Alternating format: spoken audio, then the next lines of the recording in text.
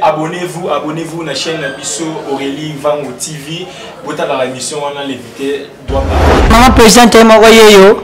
Après c'est la marambo na chaîne Sika. Oh bah vrai chéri baza vrai jo. Kuna me makambo Aurélie Vango TV. Aurélie vrai chéri mboka ta bonne heure qui t'arrête. S'abonner, abonnez-vous. Bon, pas Aurélie Vango TV. Pourquoi? Et je vais balader. Parce que tout allons nous et balader tant que binga où allons nous. Que la Chine, tout les chinois, va conduire quand même au continent. Tu vas conduire une erreur parce que bon, on va encourager à ça la makambo à comme ça. Dès que les mineurs garçons, nous allons tout ce dialogue. Celui qui a mon ça là, ou encourager à te battre pour avancer sur notre côté. Non, zonga non sima. Mais si tu as ma bémoro boy, yo tu vas commenter. Ah, avant on a mon côté de bien. Des personnes qui n'est là ok, n'a boy, y'a que encourager à qui ne sous plus loin. Mais si tu as ça il est comme moro boy, obité avant que tout pensa au béton ma bé. Y'a que tu as sali tout ma casse na présence na yo. Maintenant on a tika na conscience na nga et zongi sanga moi sima. Attends na renforcer na salango, mais dans salango sous na ba zélo la zaki na ngo sous. Bonjour, bonsoir, ça dépend de Rolanda émission à travers la chaîne Bisso Aurélie Vango TV. Mesdames et messieurs, fidèles internautes de la séance de Bino, parce qu'il vous sa confiance sur Rolanda émission les Victor doit parler de la chaîne Bisso Aurélie Vango TV. Invité Nanga Azaï Moro patron de la chaîne Aurélie Vango dans la séance parce que les honneurs il y a ma colo chaîne la chaîne nae tout le monde l'actualité vous êtes tellement belé au wapi et ils ont vraiment pour bouger toi na Bisso zema kanimo konzi. Première fois zema comme polémique ils a na RDC tout le monde pour le concert le 30 juin au Wapi petit à petit tout ça parce que ezalaki histoire mais lelo to comme en réalité bientôt là le 30 juin to rosabi son na martyr to le paix makambo aussi passé entre émission ezalaki dimanche passé avec Virginie Mangangana héritier Watanabe au Wapi ça les polémique makasi à travers ma concert Aurélie Vango to Rosoul mais avant la PC maloji donc un grand merci na audience ma caméra j'ai un projet Mimbo Malom selon mon cœur pourquoi pas na PC bana tout ya poto ya Suisse Allemagne partout dans les mots bon message dans la émission où l'invité doit parler à travers la chaîne Bisso Aurélie Vango TV. Sans plus tarder, elle est avec moi, Nebisaki Bino. Aurélie Vango, bonjour et bienvenue. Bonjour Diego, le mignon garçon de la presse. Bonjour na Balandine, surtout Aurélie Vango TV. Bah on s'abonner, on a besoin d'occasion de s'abonner à Aurélie Vango TV. T'es beau s'abonner au massivement. Bah ancien boutique à la fidèle, bah nouveau beau s'abonner. En plus tu besoin s'abonner, beau santé, beau cliquer dans la cloche de notification pour à chaque fois Aurélie Vango a donc ça bah lien, bah image vous allez toujours comme il a rabino. Loco la message. Je ne peux pas si m'bote mina bah soutenir Aurélie Vango de près ou de loin. On a moni Gauthier se fait dilemme mobile mandé fois pembe m'bote belé bisika ozali. Sans oublier mon grand frère chéri, Joe Bompessé, le costaud de Bruxelles, Clarisse Vango, ma tante chérie, Bambo Tebele, Bissika Bozali. Dis qu'on est mignon garçon, ma question n'a ma réponse n'a pas. Voilà, tout comme mon actualité au Wapi, Isaki Malé, me dit qu'il y a près d'autres polémiques. Il y a la polémique, il y a la polémique concernant Bisso Kani Mokonzi au Wapi, Zemi na sur la polémique. Na tout une question parce que ça moi si on s'appelle journaliste, est-ce que Zemi a moutu ya journaliste comme polémique, il y a niveau Kani Mokonzi comme elle. En tout cas, il y a aucun moyen de mawa ezali. Pour moi, naïbi que zemi zelo comment mutu. Mutu soit dans la zemi, moi soit dans la zemi, ils ont 14 en concentration. Voilà parce que ozo porter, ozo memabo moya mutu katinayo. Aucun moyen zemi Karine Mokonzi et comme Elibiso lelo et le bilan magali le mamba c'est ma toute première fois na mona zemi ya mutu. Ils ont la publicité comme le quoi elo moko ya grave bo ezaka zemi Karine Mokonzi. To là to la muki lobby, ba news bimi, ba voice bimi. Karine Mokonzi na groupe na bango écrit na bango ya WhatsApp basala ba fi Laurent aza figurant na kati na tani kombo afi Laurent parce que afi Laurent na yebi c'est ma petite sœur chérie que j'ai sali à passant ba voice biminde ba na voice na bango dans sola na appel conférence plutôt avec en conférence à part conférence moko ba ko tsaki na appel conférence na bango wana ba yeba kite nzoka za ki infiltré ozolanda yende elibiso matière que c'est ma Karine Mokonzi ezali kuta Zema Karine Mokonzi ba faux grossesse wana mundele ateka kango na but que est protégé moi c'est pendant la grossesse peut-être ba sim sous Diego le mignon garçon soka boti bumekweyaka oui et on se comme mundele na maeli azalaka nango na développement azala nango asala ba masque wana ezala quoi ba faux grossesse wana ezalaka te pour na ko aider bato bazana pour ça ko sa bazemi ba ko ça non c'est pour protéger la femme pendant la grossesse parce que Karine Mokonzi na ekiri na ye o ba sala groupe na bango WhatsApp tout le monde va voir c'est Medi Biso qui Karim Mokonzi jusque là Zeminae ils a plutôt du mensonge na kamwe parce que ngana qui parmi bato oyo nande ko soutenir Karim Mokonzi que Zeminae nande ko appeler ba croire que Zemi wana Karim Mokonzi ezaya solo à ma grande surprise comme on a lobby Karim Mokonzi plutôt lobby na live ya Magali Lomama côté ngama il faut tout resomba ya moi moulai na dernièrement 2 jours passés a été au Karaba photo shooting na place on a Bossani le nom m'échappe tout le monde qui tout rosé mais comme na motolo mais to yebi que c'est Karim Mokonzi na motolo te na yo qui aussi na ba voice ya lobby que oh zui tout rosé na motolo comme to kene de image ya motolo te to kene na image ya motolo te JM Pro na sima caméra ko sunga biso na émission auto ko tata ba voice na muké parce que bato ba comprendre au relevant azoloba ba mon attaque au relevant azo créer mais ça vraiment ça logique parce que ça n'a pas se dit que le mignon garçon en étant d'abord une femme comment mutako comme tina point ko kosa bato makasi boy les femmes na katiote likambo ya ma voice selon ba information to zui ba bi on dit quand il me compte bon ba ngaki ba voice na bi mapo ba créer sous base ba lobela ka quand il me compte ça pour ba lobela zemina est-ce que vous appelez ba place pe quand il me compte mon parce que quand il me compte to yebi aza pris à tout alors ba voice on appelle le kuta ba sali na bango po ba bimisango pour créer sous polémique en tout cas ce qu'on ça la bongo mais Naïbi Karim Mokonzi, elle est prête à tout. Elle est vraiment prête à tout. On a tout sauf rien. Mais ceux qui comme à niveau où il y a des millions gasto qui n'ont pas. Pour Karim Mokonzi, a déjà star maman youtubeuse plutôt. Après ça va tout matière, après ça va tout ça na YouTube. À ça là, est-ce que pour avoir plutôt base, fallait ça là ou à ça là qui wana. Vous savez, voix ça bolonga bêtise wana fallait bima. N'etinga na mono déjà des absorba. Comme ça va gérer ba baisse ya bo plutôt ba voice ya bongo ils ont une sanité ko trompe jusque là on a le ba dire le mignon garçon Karim Mokonzi na ekiri na e ba tromper toujours liko na affié on a continué na miniature na yoki na landi live ya nani PDO nani Moura de la presse a sali live na e a beta Moura de la presse pardon a beta c'était na leketu na Afi Laurent abimi c'est sur voice ya Afi Laurent na Karim Mokonzi au banda kotonga leketu ta degré parce que nous sommes là ba base ba luka po ba bimisango sur internet nous sommes là makambo ba sala en privé ou en cachette le long de komiko yela biso na YouTube Ozolanda donc maman des autres qui ndé dit le mignon garçon tout le monde dans le banano on est mais non qui des jours passés l'autre ça jeudi le mercredi le mardi dans ça qui émission na Katalé à ma copine que je salue Karim Mokonzi abotaki à ma grande surprise non solo biso Karim Mokonzi abotaki mais moi Karim Mokonzi on a un problème mais il a identité na à la date de naissance fixée tantôt abotama qui mercredi tantôt abotama qui jeudi tantôt abotama lobi na pourquoi et je balaté parce que to on allons nous balata tantôt di binga ou allons nous est-ce que la Chine to ba chinois ba conduire Karim Mokonzi na erreur te ba conduire une erreur parce que bande va encourager à sala makambo à comme sala dès que les mineurs garçons na sala na yo tout ce dialogue gaga celui qui on on sala ou encourager quand te ba que non ko avancer sur na ngote non zonga non sima mais c'est ça ma be moko boye yo che ba commenter avant on a moni content de betango bien depuis que ni la ngoke na ngo boye ba que encourager na kinde sous plus loin mais celui na ça il ka moko boye obité avant to penza obeta ma be yeba que na sali mutu makasi na présence na yo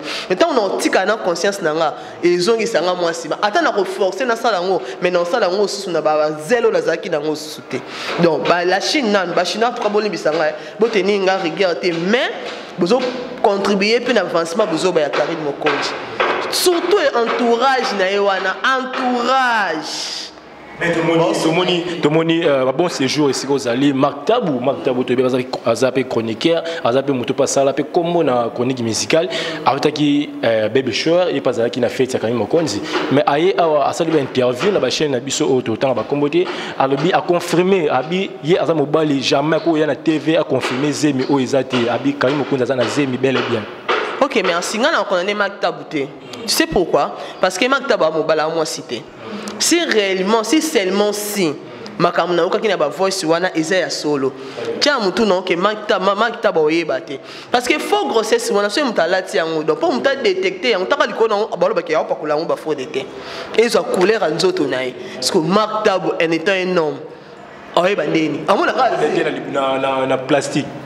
papa babi eloko ngo eza makasi ata moto simbi bo mona pe pose moi c'est ça la zemli mozala makasi soko simbo edenda te eza makasi non encourager et ça mais ce qu'il faut la connaître oui bah faut la connaître tout ça connaître ça veut dire que aux a des domaines abota et puis d'aller bon soit deuxième évoluer et tout bon moi ça va dire aussi moi pendant temps là moi ça va au tchaka boutique ça va ce qu'on connaît on va plus baser qu'il y a na bébé shower ce bébé shower est-ce que aussi maman pendant 5 minutes on va nous vérifier au tchaka bolo le monde qui a les azim babi la ken pia ça ça qui va aller pédale grâce si bavera qui arrive au côté ça ba ce qui fait business naibisao malheureusement ken pia na za quitté donc ça va invitation ah ya oui on a des problèmes donc jusque là c'est ma Karim Mokonji et tu as besoin de confusion et puis il dit que le mineur garçon à chaque fois tu n'as quoi vrai sur Zemia Karim Mokonji bah dossier msuka ebi je ne comprends pas pourquoi ça là bon c'est manipuler la bateau soit disant bateau dit va trahir jusque là en train de comprendre bien pour à chaque fois que tu réaliser admettons que c'est vrai le monde a dit que c'est ça Eza meto lo belaka MSU ezali. Monsieur quand il n'a croire na ngoka kezali moi que lo mebili. Dieu quand il me compte les d'esprit. Ah té en tout cas il penait maman YouTube. Yo penait maman YouTube Karine Mokonji la baronne fana na bwende na parce que oyebi penait ko créer. Yango kombo que Karine Mokonji egotika la di jour au jour. Ata le loya zate.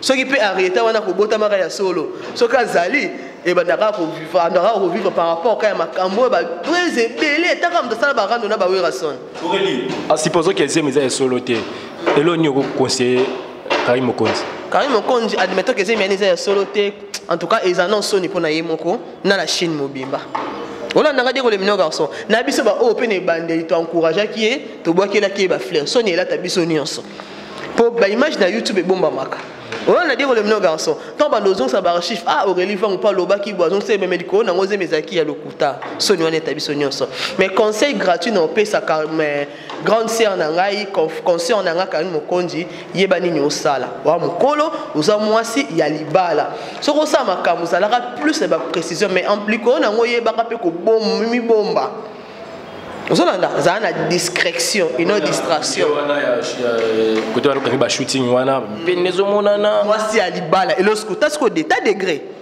où allons-nous et le bata tendance dibinga où allons-nous mwasi ya libala libumu nami pende liko na mutu monde entier ba yebi couleur ali mpende ya Karim Mokonji libumune ko koloba te pese sambwa na okala eza ya so eza ya lokuta e sambwa ba tolo na ko koloba te se sambwa ba la ngata tata kichasa ya samsa déjà nyonso donc eza soni yo mo comprendre déjà voilà vous nous suivez partout dans le monde à travers la chaîne Aurélie Vango TV mesdames et messieurs fidèles internautes toujours continue toujours sur la actualité to beki un peu na nos na ngai to be makambu ya concert na biso PVG manganga o wapi ya mbaki star na biso ya mboka héritier watana beki na pesi mbote mais après mission il y a d'autres langues lobby belé c'est d'abord les autres disent qu'ils ont des compétences il y a des biso Virginie manganga je pense que Hollande qui mission là et là nyoko lo bana batu tout bazolo basi polémique non eza incompétence parce que Virginie manganga aza conscient on a biso maza grande sœur na musala o ozona na nabi que Virginie manganga tanga bandi déjà presse wana nga Aurélie va na ndimité na komata na 6e des humanités ezaki pe na na classe eza incompétence mais ezande que alingaki à changer mode de vie ça l'émission brisque il fallait à maîtriser on a nous bien la idée YouTube ma idée YouTube na télé biblo ko fati que la biso après ça ligne to message na on to kenda na ngobongo bango na télé ba ça la mi émission mais classique biso na YouTube to kenda na ngo plus na polémique Hollanda et le que bomen concert on a biso grande sœur on a biso Virginie manganga ezawana raison pour laquelle héritier watanable yo nyambe invité bandi ko peso cool en plein plateau son ezana ils sont journalistes parce qu'on fait partie.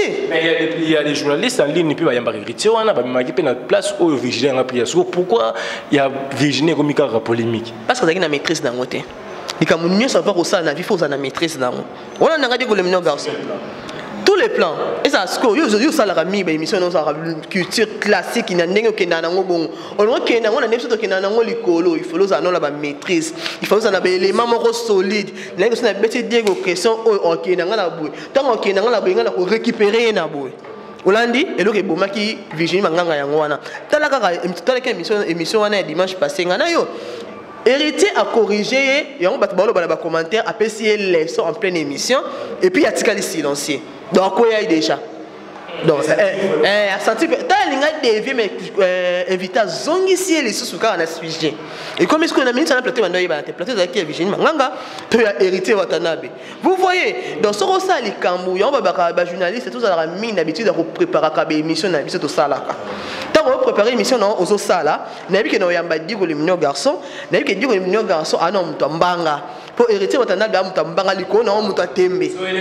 Au coup d'un mbanga. Oui, le moro et ça ma bébé qui a béton, il faut se trouver dans l'élément. Il y a aussi même tout le monde hérité, on a faut ça nous préparer une émission bien. Vous allez appeler des arguments solides. Et puis question relevant ça qui va recherche par rapport héritier le baki Isaki en côté au tout monde na YouTube, c'est d'abord nzembo ya madu ya fabukas na nzembo na ebe malobaki. Tout monde ya fabukas c'est likolo. A connaître Virginie Manganga pour rien. A connaître Virginie Manganga par rapport à question Virginie Manganga à Lobaki. Aux Olanda. Nga le héritier Watanabe a raison tout Virginie Manganga a tort non. Na salika analyse fait wana sala.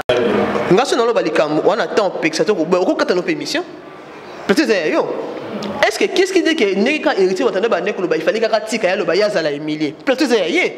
Et c'est héritier Watanabe était na yebite pesa mbali so pa yamba héritier Watanabe était assez complexe ça qui toni. Mais ko héritier ko loba que non soko avo ya manga il faut connaître la source. On te que bimisi Virginie compétente. Virginie nem datika ke tawana kende ko loba na ebongo.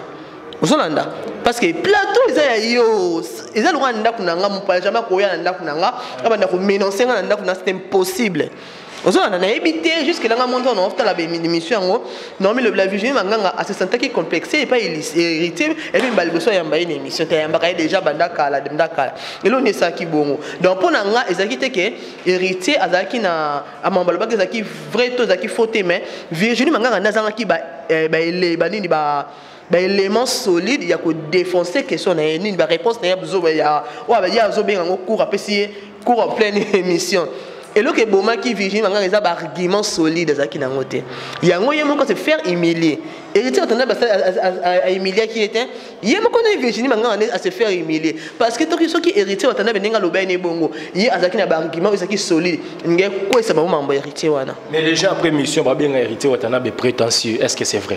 Pardon? Va bien héritier prétentieux. Ah, dans le temps, on analyse ma mbunae. Olanda. Il y a un peu et le rebond qui peut se faire question à Virginie Manganga ezawana. Tout le bamakambo to le rota banzela te. Dire les mignons garçons. Tout le bamakambo ngana o toyebi ke eza elo mo ke za vrai ko le tapete eh ogeni wa mona ke kuna skale butaka na balabala. Yo ki ka ko ba lobi kuna. Ai na plate yo tuna ngao. Ça tu vas vérifier, au traiter mbalamo ko yo tuna ngao. S'assurer que ça bon appel ko répondre on peut ka bien. Non que ne peut ka mabite.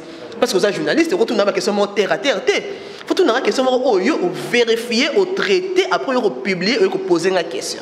Vous voyez, l'une des macambou et celle qui est émission il y a dimanche passé, il y a une émission, Virginie Manganga a hérité Watanabe et les comme polémique qui m'a cassé. Mais ça, je crois moi quand mon épée Robin au pénal de l'émission Joy Star, on habite sous un courant macambou, les Canadiens na plateau na bango, on dirait bah musicien, bah journaliste à télé, moi Guillermo côté sur macambou. Joy Star a ABC hérité, a ABC Robin mon dit que t'as là tu les mots t'as les lima, bon tout tout juste après. Élément zaki, Chomi ex musicien naé, à nous nous allons critiquer que Libanais Robin mon dit mais personne moté.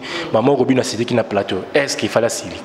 Non, il fallait pas silicater. Blo monsieur dans l'année, Robin a monté laisser monter l'eau que tout qui monte. Si quoi lui on a besoin en plateau pour appeler en direct. Parce que pour le logo wana ah lobi on kamba moi et qui na ngobongo. Est-ce bien qu'on les appelle normal monter silica? Est-ce que c'est normal? Bah la question ça va na chaîne dans la émission. Ah non non non non non, ça c'est normal. Tu vois siko yemoko siko ça lokola assez complexé na musicien wana o à longo qui pas naï. Nesti mtu kwa ngai nesti na place na ngaso yaki Robin Omni ndenge na mirmiza la lection kamba la lection qui est de l'autre côté.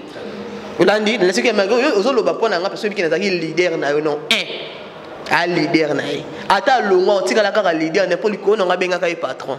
Il fallait mirmiza nga lection pe ka l'accès quand c'est le côté c'est tout. Voilà, mesdames et messieurs, fidèles internautes, là, nous sommes arrivés à la fin de cette émission, mais on continue sans que aussi cette émission, en fait, le Masoura, le 30 juin au Wapi, les autres disent que bazo redémarrer Mokili vous a redémarré le 30 juin Aurélie Vangu n'a qui est déjà au courant mais ma question c'est qu'il y a d'autres personnes d'autres Congolais bazo qui conseillent à annuler ou décaler pourquoi parce que on a besoin est bazo kufa est-ce qu'ils ont raison ils ont raison bien que nous sommes de cœur na bande qu'on a besoin est parce que bazo Congolais le quoi ngana yo tout ça de cœur on a bango to soutenir peut-être to sambela nzambe bitumba on a est na bi ke lelo atambule ou e beti ndenge ni suka nango e katana mbula 40 jours 40 nuits e katana nango guerre à 40 45 ici là donc souci na biso ni surtout ta ke ba congolais et ça que guerre de côté à est et ici là mais digo le mino garçon makambo est wana guerre à est et ki bandi leloté ngana yebi ki na sala mwana muke donc nanon na be conscientité moko boye mais non yeba ke ba guerre na est ba 6e primaire ba première CO na kolina nous pensate mais na yebaka déjà que na yebi na ko tout est ba professeur ezaka wa na yebité mais na yebika que guerre ezaka na est na kolina ngoka guerre ezaka na est les diplômes d'état na côté université guerre ezaka na est na kana ko bota ba te na boti guerre ezaka na est skoliko na yango ko empêcher concert les 30 juillet bêta est-ce que Dieu voulait mener garçon tu as vu que les 30 juillet ça la fête indépendance ils a matanga te parce que il a fait indépendance ko to fêter biso te ke ba congolais to sepe so tout yo to ça so marche te to bon na biso défilé to bi fête na biso les 30 juillet journée oyo et c'est instant auto so ka li panda to remaka ba indépendant biso ça lelo il faut biso to bi te to fêter na biso yango na stade des martyrs liko na ngo wenge musique 4x4 réconcilier où est les mal de vos garçons les mal les arabes biso ba Congo to ndimi to boyina biso ba défilé et ça la de part et d'autre ba sonza ba les to bi to fêter en na stade des martyrs na wenge musika BCBG 4x4 parce que où est le mal ma beza wapi est-ce que yango neto to fêter le 30 juin et la question est symbolique tout ça du cœur tena bande qu'on a biso ya est. Laissez-moi vite fait, Babi Wenge 4x4 est incomplet. On a qui ne on a besoin de l'Itabu que je salue. À ça qui est mission à ancien Wenge P au bazar convoqué te. On a moni Zingzong. Ba lobby que non. Pourquoi ba bengi ba on te peut ça va Marie-Paul, ba Alain Pella et l'Onion Kol ba tout bazar ba ignorer côté yango. En tout cas, vraiment, jusque-là, il y a bien quelques problèmes à Wenge. Et les gens qui ont partout, ils ont trop de moi, Mickey. Pourquoi ils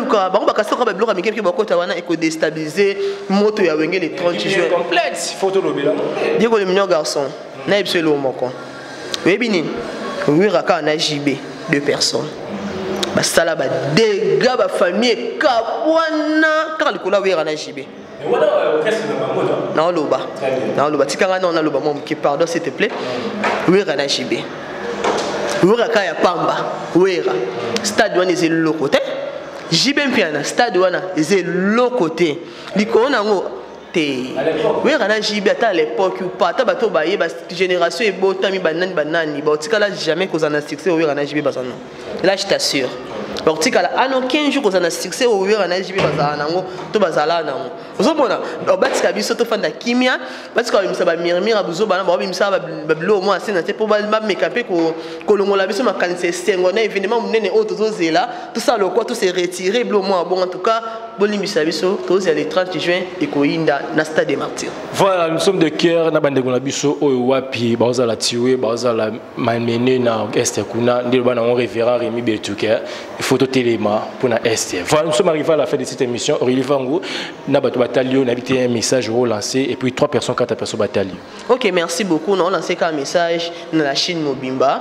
Nous sommes Karine Mokondi, Atika Babeza Zoluka. Azam Sali Bala, Azam Moko, Azam grande fille, grande bientôt, s'occuper de surtout le Kouta, à Rosa la maman, Azala Penda, Namote Mamukita, à côté plus la discrétion qui est la distraction, ou Azokota Nango, Izamabe. En tout cas, Bato Baza, pour ça, Maramba Wenge et qui ne en tout cas vraiment boli bisanga botika biso to fêter les 30 juin na biso na stade des martyrs ou à la place na omona Wenge musique à 4x4 encore après 25 ans ils ont dit les sous en forme si vous êtes na balinga Aurélie Vangu de près ou de loin voilà mon JM Pro Jérémy Momba derrière la caméra pourquoi pas toi c'est lui que notre maman chérie Babim Bongo bo fait comme moi sur Tika Boano en a défaut mère biologique il y a Aurélie Vangu pourquoi pas toi encore Coco Vangu autrement dit pas ça il y a Aurélie Vangu sans oublier tous les Vangus qui va abonner dans la linga bino makasi parce que ceux qui viennent vous atter ngai mwena zala ezalité sans oublier Gauthier soit dilemme mobala mandefa pembe côté soit dilemme ça la quand tout ça là ça quand ça là makolo mikolo ngo peso kende bino ne surtout ba Aurélie Vangu ba mbote bele bisika bozali voilà, nous sommes arrivés à la fin de cette émission. Mesdames et messieurs, fidèles internautes, merci parce que vous diffusez la émission OSK. Tout le bagage, ma réunion sur OEWA, puis vous tenez des questions pour te poser. Aurélie Vangu, qui est patron de la chaîne OEO, Aurélie Vangu TV. Mesdames et messieurs, fidèles internautes, pour cette émission, un grand merci. J'ai un projet, Mimo Malom, c'est le mon cœur. Pourquoi pas, na Yemoko, Maman Nabiso, Merveille Kapulu, Nakata, Kassavo Bouana. Merci, Tokutane Balekoya. Ciao.